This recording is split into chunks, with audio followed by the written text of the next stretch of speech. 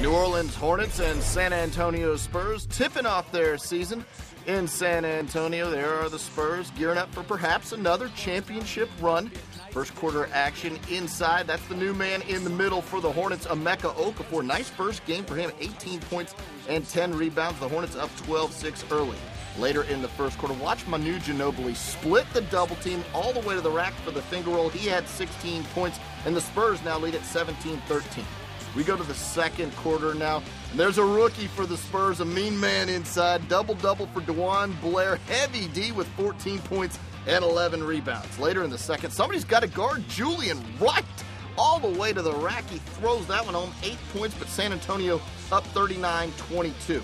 Later in the second quarter, Chris Paul missing. Tony Parker picks up the loose ball, dribbles ahead, finds Richard Jefferson, who misses this shot, but Antonio McDyess cleaning up the mess.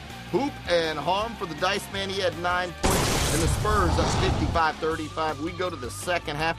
Tony Parker missing again, but inside, that's Tim Duncan laying that one home. 9 points and 12 rebounds in just 22 minutes of action for Tim Duncan. 63-42, the Spurs up on top. Chris Paul had himself a nice ball game, 26 points and 9 assists for the point guard for New Orleans. They're down, though, 67-51. This time, Paul missing the shot and racing the other way are the Spurs. Ginobili over to Tony Parker, who goes inside hard for the hoop and harm. He had 17 points, and the Spurs are up 20, 71-51.